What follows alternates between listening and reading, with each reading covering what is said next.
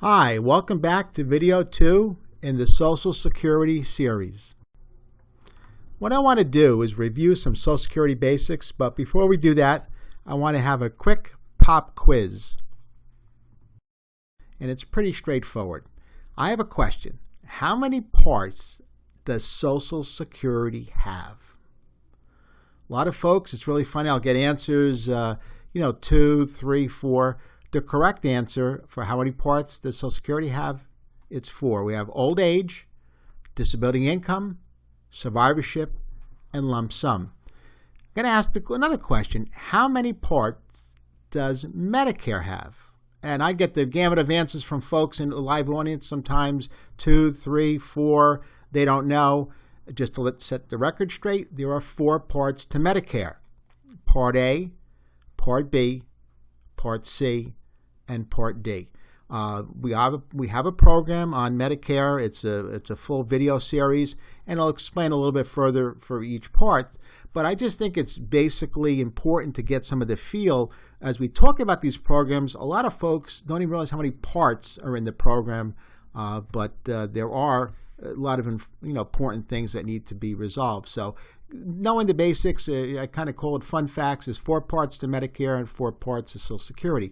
Now, what's interesting is the first Social Security check went out to this lady, Ida Mae Fuller.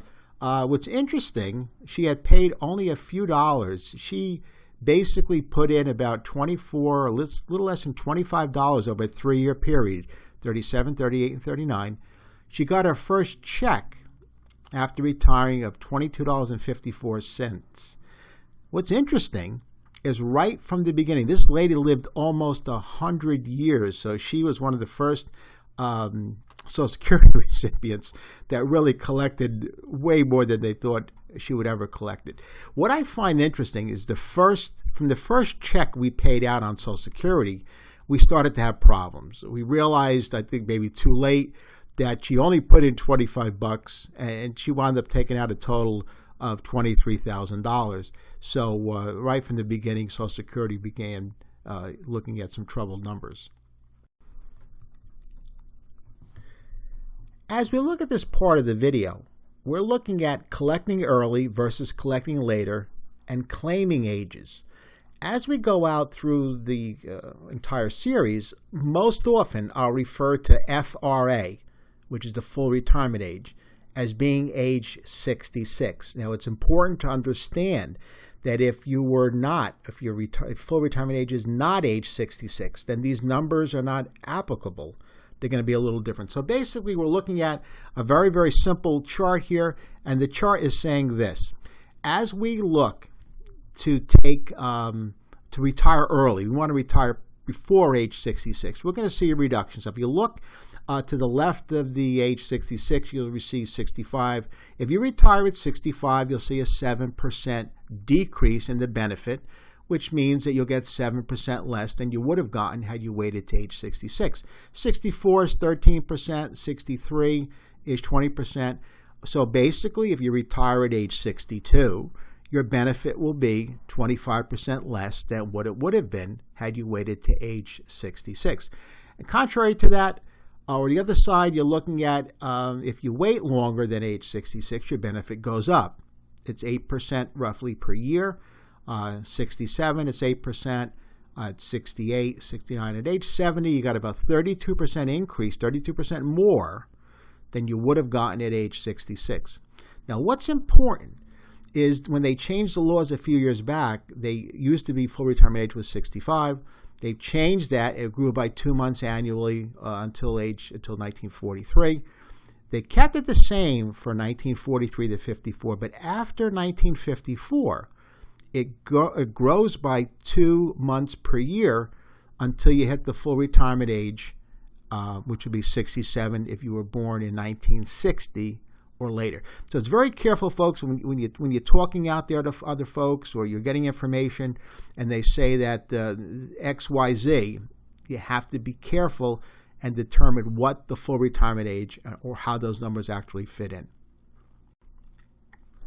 Now, what I did here is I made a chart for what I call the kids. These are people born 1955 and later, and you can see there from the chart the full retirement age, if you were born in 1955, is 66 and 2 months. But if you retire at age 62, it was a 25% cut before if your full retirement age was 66. Now the benefit cut is 25.83%, so a little bit greater. And the spousal cut, too, if she retires at 62, is 30.83%.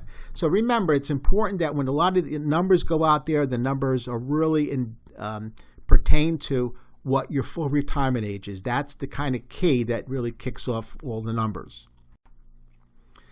Now, a lot of folks ask, how are my benefits calculated? Well, number one, you really should go onto the Social Security website if you haven't done it, ssa.gov, and create your online account so you can see it. And the nice thing about it, these are the same charts or reports that they were mailing out for the last few years. They stopped mailing them, then they started mailing them again. But you can go right online and get your report anytime you like. And that's important that you establish that account. Now, what they're going to do is simple. They're going to take the top 35 years, and at which point you lose the rest. So if you worked 45 or 50 years, they only take 35. The rest are just kind of thrown out the window. They adjust it for inflation. So when I started when I started working years and years ago, didn't make a lot of money, but that dollars are adjusted for inflation. So they're a little bit more contemporary in comparison to current dollars. Once that's done, you'll get a number called the AIME, which is the Average Index Monthly Earnings. Now that's important because even though you don't get that money, which would be nice, they take that AIME and then they're going to look at how they apply that number to this next chart. Once you take the AIME, you're going to take all those years of working. You're going to add an inflation factor. You're going to divide by the number of months that were in those 35 years. And you're going to get what they call a PIA. Now, the PIA is a significant number because that is what they call your primary insurance amount. Now, that base is how much you're going to get, how much your spouse is going to get if you're married, how much you lose if you're retiring early or you're retiring later. So that PIA number is an important number, and that's a number that you actually physically can see if you waited till your full retirement age and you got, at that point, your PIA. Now, what they do, I think, is pretty simple. They call them BEND points. It's BEND. And they take the first 90% of the first $856. Now, that gives you number 770. Then they go and they take 32% of up to $4,300. So they take the difference between 856 and 4301. They take the 32% of that number, and it comes out to 1376. Then what they do is they take 15% of the number over 4,300, and in that case it's 1343, and that's another $201. Now, it's important to understand the numbers, but it's not critical. But here's how it works. Social Security income is designed or skewed to lower income people. So if you see here 90% of the first $856, then 32% of the next 43, then it's only 15%. So what happens, the more income you earn, the less of a percentage you are on the higher levels. Now, what we have to be very careful of is, I just circled it there in red, the 15%. What you're going to understand is that number could be easily changed by Social Security. So they can say, yeah, we're only going to take 10% or 5% of the higher number. So as we learn that they could possibly adjust Social Security benefits, these are one of the areas, very subtly, they can go in and start to reduce the percentage in what they call their BEND points. You get a PIA of 2348 out of all those numbers as it stands. That's the amount of money you would get at full retirement age. So it's important to understand that how they work all the math in there, it comes up with a number, which is the PIA, and that PIA determines everything. The AIME is a number that's used in the pre-math, but it really doesn't make, it's not any kind of dollars that you're actually going to get into your own pocket.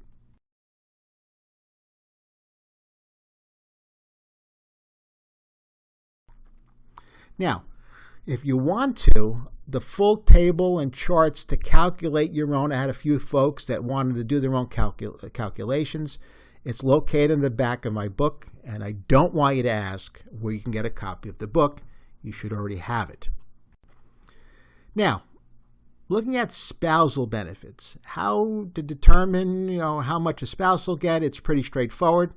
And look at the numbers that just came up on the screen. If you retire at full retirement age, a spouse will get 100% of a spousal benefit. Now, a spousal benefit in this case is a spouse that is either not worked enough years, didn't earn a lot, or worked maybe just a few years in and out of maybe raising family. Full retirement age for a spouse is 66. She would be entitled to half of her spouse's PIA. If she retires earlier, I'm using a case, unfortunately, she, it could be he or her, we're looking at age 65. There's a 92% reduction, an 83% reduction, and all the way down, if you go to age 70, age 62, there's a 70% reduction. Now, what that means is this. If a spouse retires at 62, her benefit will be 70% of what it would have been had she waited to age 66 for her full 50% of the PIA. So understand that the longer or the less time you wait, retiring before age 65, you're going to get, or 66, you're going to get less, and those are the percentages. But I want you to learn something that's super critical at this point. Once the spouse hits age 66, in other words, in my case, my wife turns 66 and she's going to get the spousal benefit. Her benefit does not grow anymore after age 66. Now, it's funny because the earlier you take the money, you get a reduction in benefits. But if you wait past age 66, there is no reduction or there is no increase in benefits. So technically, if the spouse or the husband, let's say in this case, is letting his benefit grow to age 70, so get more income, get that 8% growth each year, the difference is the spousal benefit won't grow even though his benefit's growing. So technically, if they're both the same age, he waits and he decides at 68, he's going to take his benefit and not wait to 70.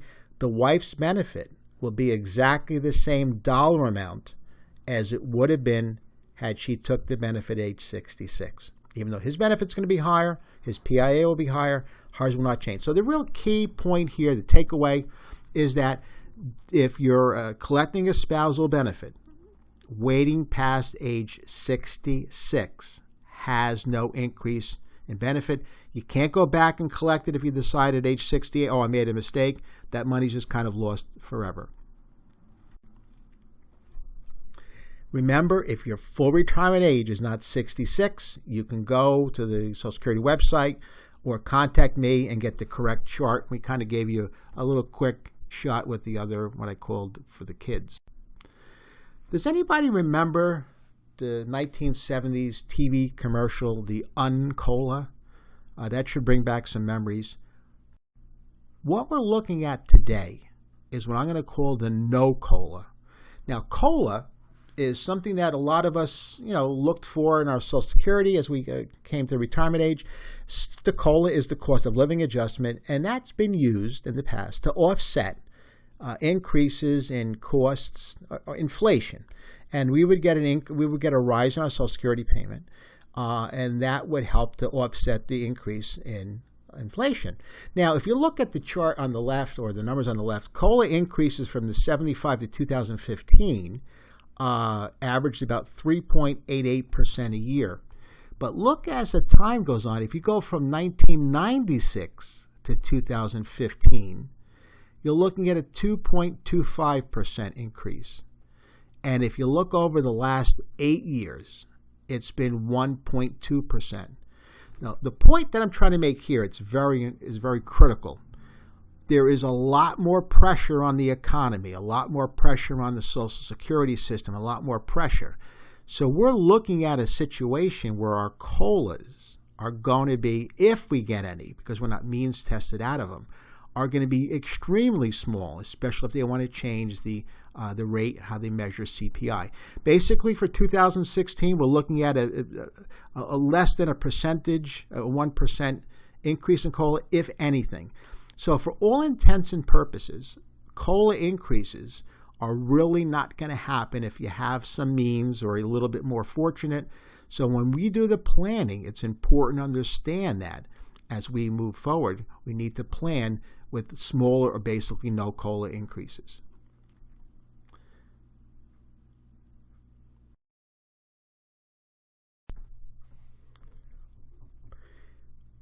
This slide, we're going to take a look, and I hate to say it's kind of boring numbers, it's these charts, but what we're looking at is pretty straightforward. The OASI, Old Age Survivor Income, Disability Income, the HI is the Health Insurance Trust Fund and Medicare.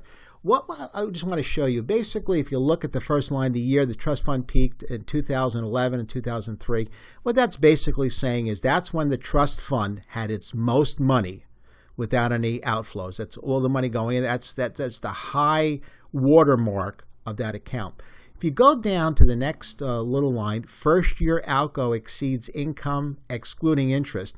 What that's saying very simply is that's the first year that Social Security has paid out more in benefits than it took in income, which is our FICA taxes.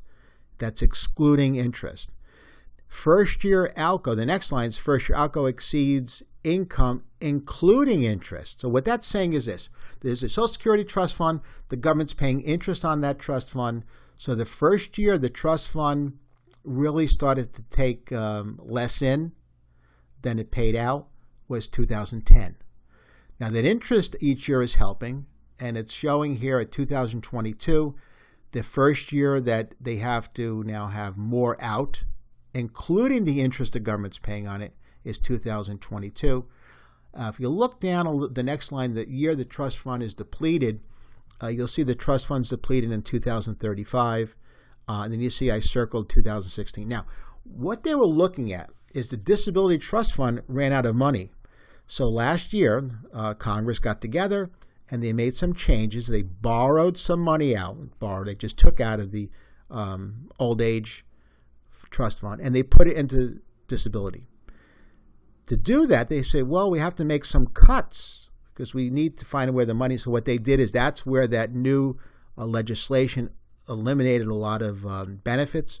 And we talked about it earlier where the average couple lost about $100,000. So what they did is they funded the disability trust fund with money on the backs of people that are getting ready to retire or very, very close to retirement. So that's how they got the money out of it. So let's take a look at the next slide. And you're going to see I put a little red box. That's going to show you something that's important. Now, these numbers are not from Joe's calculator. This is right from the Social Security Trust Fund. And it's basically showing that in 2034, the Social Security Trust Fund, what we look at as our retirement checks are going to basically be empty, be run out of money. The HI is Medicare's trust fund. That's going to deplete in 2030. So right around the same time as these as this great tsunami is moving into retirement, there's going to be a huge deficit in this trust fund balance. Why is this chart important?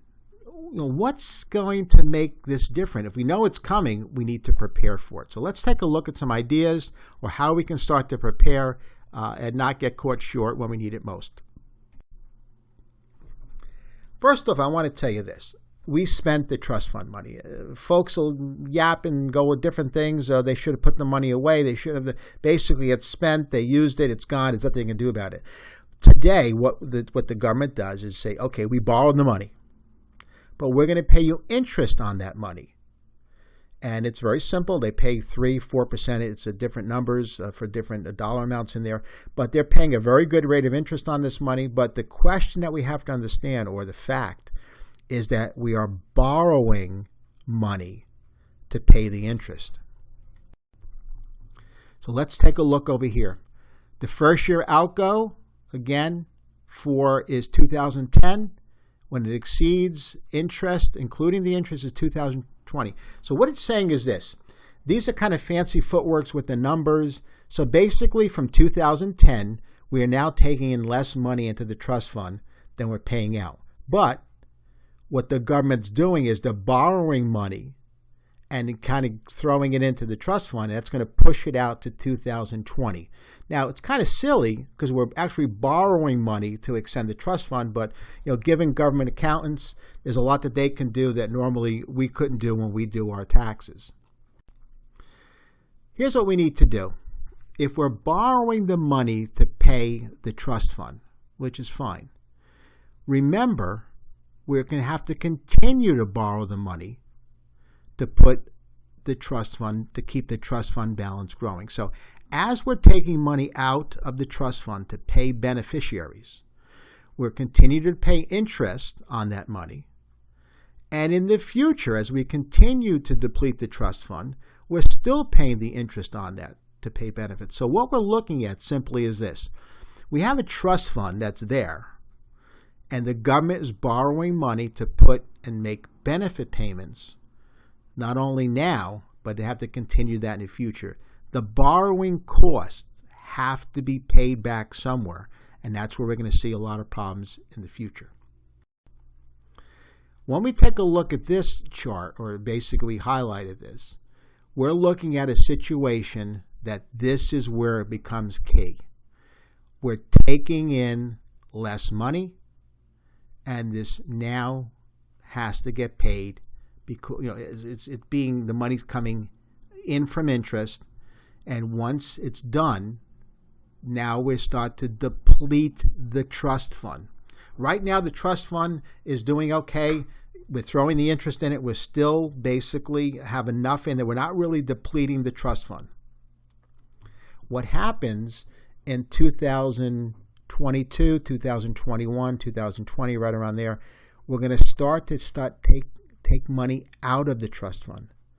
Where we just don't have enough coming in and the interest is not enough, so now we have to start to deplete the trust fund. What happens when the trust fund is depleted? Well, it's pretty straightforward, but we're being warned on this. If we're going to take a quick look at the Social Security statement, you'll see right on it, they're basically saying in 2034, current projections, they're looking at roughly a 21% decrease in benefits for all beneficiaries. So as we start to do our planning and thoughts for the future, we have to understand something. Right now, the trust fund is I'm going to call it the word artificially inflated because we're throwing interest money into there that's helping to not deplete the trust fund. Eventually, we have no choice because the interest and the amount of income coming in from tax is not going to be enough. So we have to start to deplete the trust fund. The trust fund is set to be depleted by basically 2034. Now, a lot of folks will already know the answer. What are we going to do? We got to realize that there's going to be the benefit cuts. Now, what I want you to understand is simple. If you look at your Social Security statement, if you look at the little asterisks, you see for retirement, disability, family, survivor, Medicare, you'll see that it gives you a little explanation.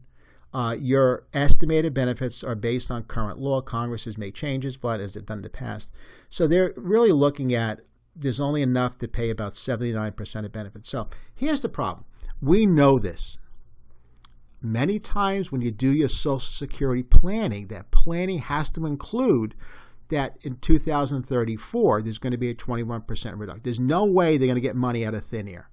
So that planning has to be seriously looked at when you do your strategies. Can I take the hit and reduction in pay or monthly payments from Social Security if it drops to 21%?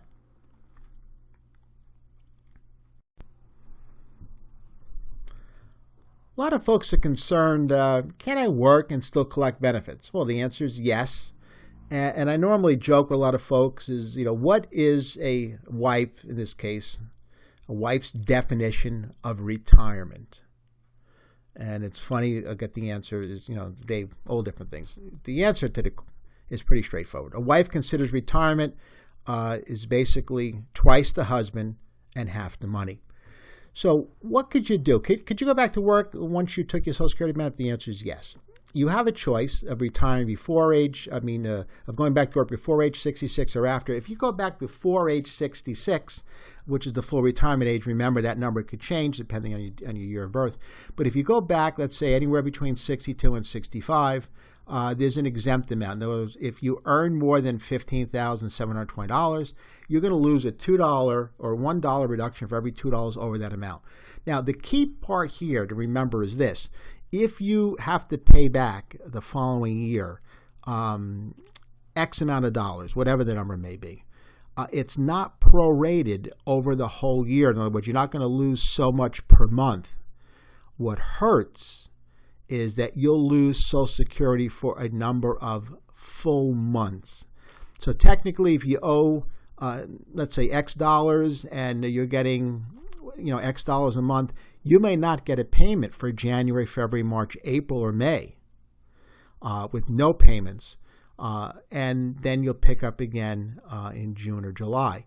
So that's a very, very important factor. That handout will explain a little bit better. So if you do work, sometimes a lot of folks are blindsided thinking, well, I'm going to pay back a few $100s a month on the next year's checks. The answer is no, you just won't get a check at all for a number of months until you get the debt paid off. Now, if you retire, if you work after age 66, during that year, or I say during the year of your full retirement age, the numbers change slightly. You can earn about $41,880, and there's a $1 reduction every $3. There is the same monthly offset, and you lose a number of months. The difference there is they're figuring that that's the year of retirement, so you may be working and earning some money, so a little less strict on it. If you work after age 66, after full retirement age, in that case, there is no reduction. You can earn unlimited amounts of money, and there's nothing to pay back.